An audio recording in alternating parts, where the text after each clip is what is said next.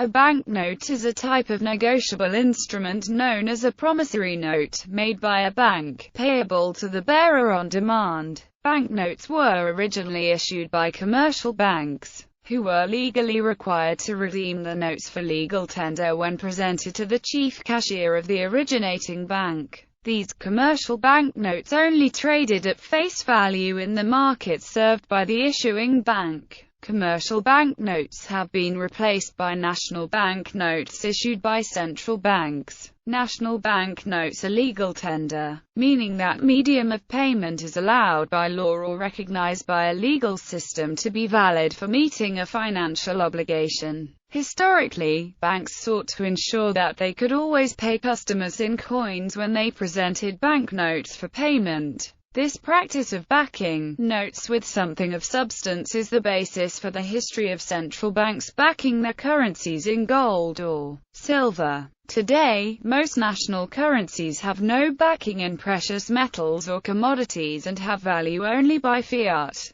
With the exception of non-circulating high-value or precious metal issues, coins are used for lower-valued monetary units, while banknotes are used for higher values. The idea of using a durable lightweight substance as evidence of a promise to pay a bearer on demand originated in China during the Han Dynasty in 118 BC, and was made of leather. The first known banknote was first developed in China during the Tang and Song dynasties, starting in the 7th century. Its roots were in merchant receipts of deposit during the Tang dynasty, as merchants and wholesalers desired to avoid the heavy bulk of copper coinage in large commercial transactions. During the Yuan dynasty, banknotes were adopted by the Mongol Empire. In Europe, the concept of banknotes was first introduced during the 13th century by travelers such as Marco Polo, with European banknotes appearing in 1661 in Sweden. Counterfeiting, the forgery of banknotes, is an inherent challenge in issuing currency. It is countered by anti-counterfeiting measures in the printing of banknotes. Fighting the counterfeiting of banknotes and checks has been a principal driver of security printing methods development in recent centuries. History. Paper currency first developed in Tang Dynasty China during the 7th century, although true paper money did not appear until the 11th century.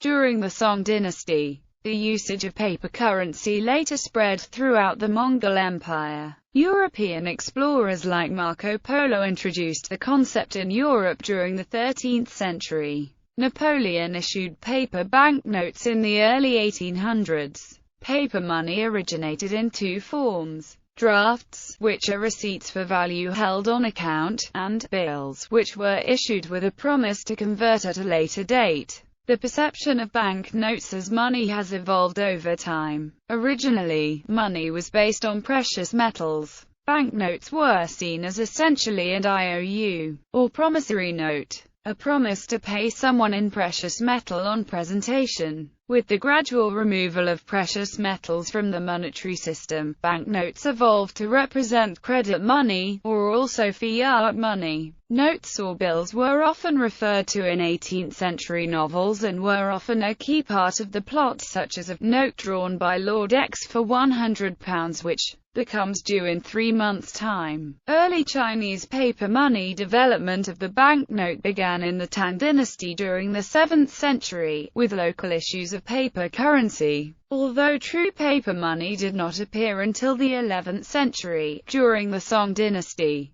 its roots were in merchant receipts of deposit during the Tang dynasty, as merchants and wholesalers desired to avoid the heavy bulk of copper coinage in large commercial transactions. Before the use of paper, the Chinese used coins that were circular, with a rectangular hole in the middle. Several coins could be strung together on a rope. Merchants in China, if they became rich enough, found that their strings of coins were too heavy to carry around easily. To solve this problem, coins were often left with a trustworthy person. and the merchant was given a slip of paper recording how much money he had with that person. If he showed the paper to that person, he could regain his money. Eventually, the Song dynasty paper money, called jiaozhe, originated from these promissory notes. By 960, the Song dynasty, short of copper for striking coins, issued the first generally circulating notes. A note is a promise to redeem later for some other object of value, usually specie.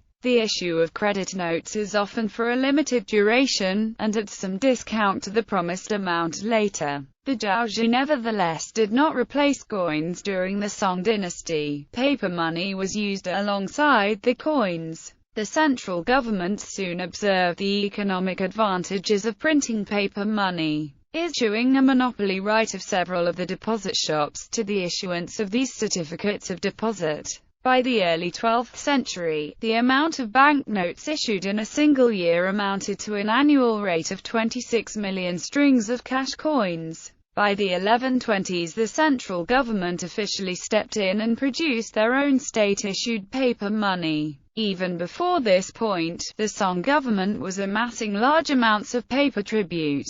It was recorded that each year before 1101 AD, the prefecture of Shinan alone would send 1,500,000 sheets of paper in 7 different varieties to the capital at Kaifeng. In that year of 1101, the Emperor Huizong of Song decided to lessen the amount of paper taken in the tribute quota, because it was causing detrimental effects and creating heavy burdens on the people of the region. However, the government still needed masses of paper product for the exchange certificates and the state's new issuing of paper money. For the printing of paper money alone, the Song court established several government-run factories in the cities of Huizhou, Chengdu, Hangzhou, and Anqi. The size of the workforce employed in these paper money factories were quite large, as it was recorded in 1175 AD that the factory at Hangzhou alone employed more than 1,000 workers a day. However, the government issues of paper money were not yet nationwide standards of currency at that point. Issues of banknotes were limited to regional zones of the empire, and were valid for use only in a designated and temporary limit of 3 years' time. The geographic limitation changed between the years 1265 and 1274, when the late Southern Song government finally produced a nationwide standard currency of paper money. Once its widespread circulation was backed by gold or silver, the range of varying values for these banknotes was perhaps from 1 string of cash to 100 at the most. Ever since 1107, the government printed money in no less than 6 ink colors and printed notes with intricate designs and sometimes even with a mixture of unique fiber in the paper to avoid counterfeiting. The founder of the Yuan dynasty, Kublai Khan, issued paper money known as Chao in his reign.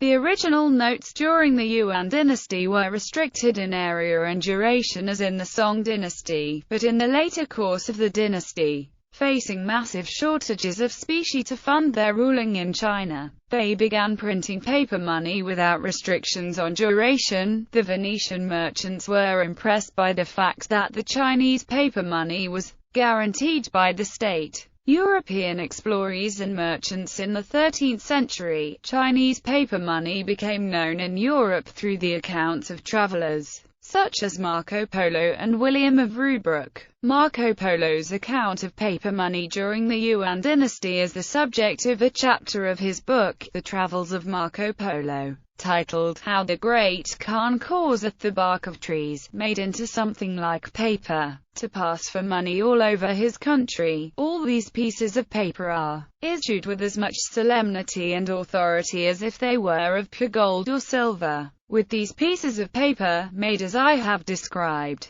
Kublai Khan causes all payments on his own account to be made, and he makes them to pass current universally over all his kingdoms and provinces and territories, and whithersoever his power and sovereignty extends. And indeed everybody takes them readily. For wheresoever a person may go throughout the great Khan's dominions, he shall find these pieces of paper current, and shall be able to transact all sales and purchases of goods by means of them just as well as if they were coins of pure gold. Marco Polo. The travels of Marco Polo in medieval Italy and Flanders. Because of the insecurity and impracticality of transporting large sums of cash over long distances, money traders started using promissory notes. In the beginning these were personally registered, but they soon became a written order to pay the amount to whoever had it in their possession. These notes can be seen as a predecessor to regular banknotes.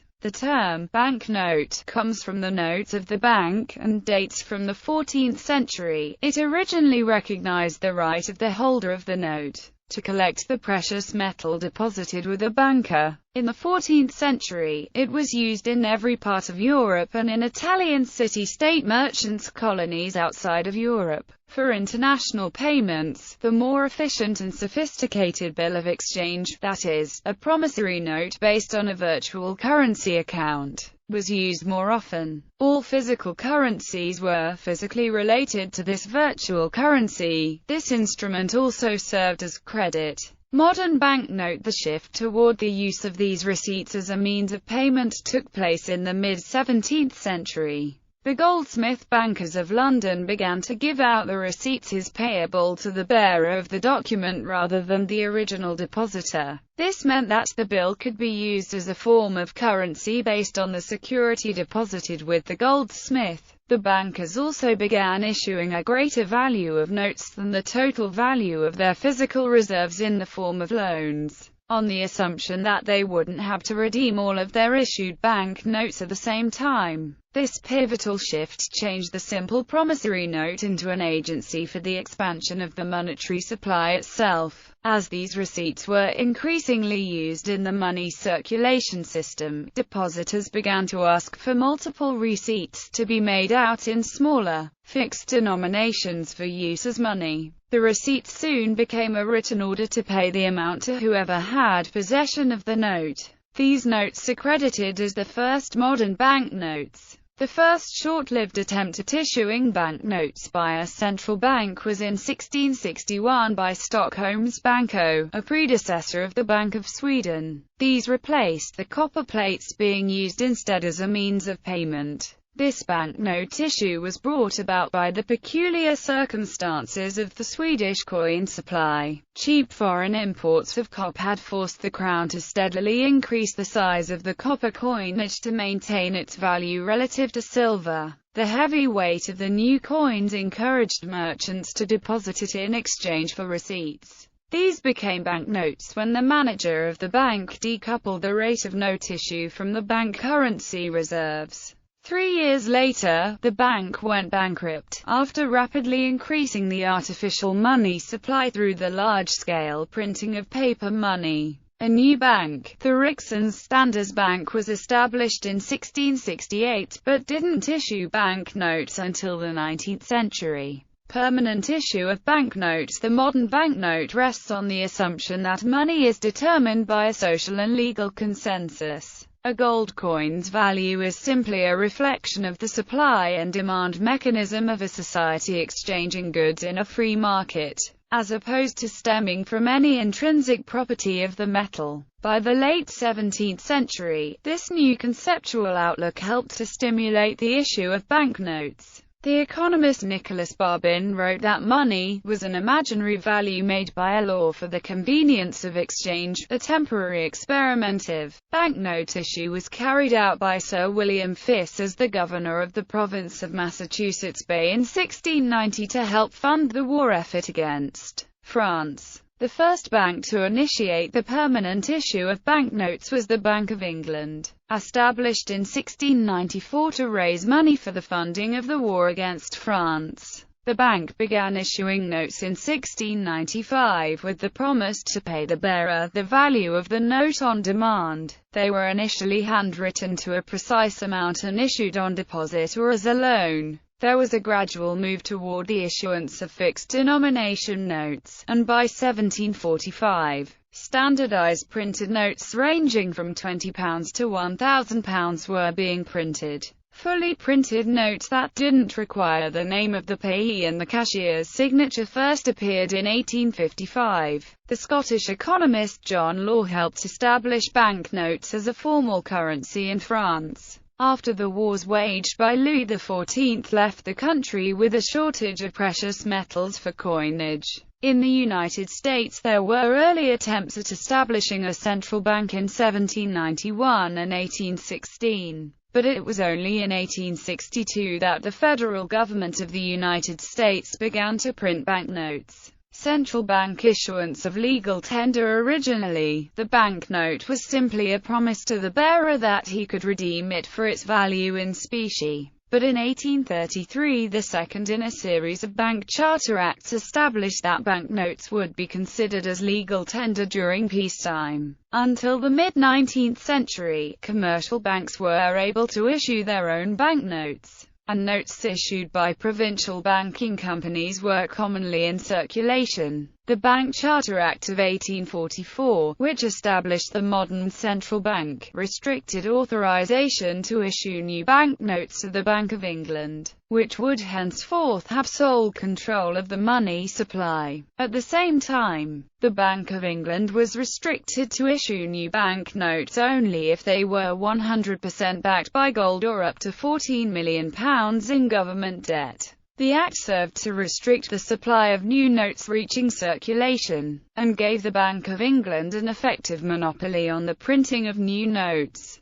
Issue of banknotes. Generally, a central bank or treasury is solely responsible within a state or currency union for the issue of banknotes. However, this is not always the case, and historically the paper currency of countries was often handled entirely by private banks. Thus, many different banks or institutions may have issued banknotes in a given country. Commercial banks in the United States had legally issued banknotes before there was a national currency. However, these became subject to government authorization from 1863 to 1935. In the last of these series, the issuing bank would stamp its name and promise to pay, along with the signatures of its president and cashier on a pre-printed note. By this time, the notes were standardized in appearance and not too different from Federal Reserve notes. In a small number of countries, private banknote issue continues to this day. For example, by virtue of the complex constitutional setup in the United Kingdom, certain commercial banks in two of the Union's four constituent countries continue to print their own banknotes for domestic circulation, even though they are not fiat money or declared in law as legal tender anywhere. The UK's central bank, the Bank of England, prints notes which are legal tender in England and Wales. These notes are also usable as money in the rest of the UK. In the two special administrative regions of the People's Republic of China, arrangements are similar to those in the UK. In Hong Kong,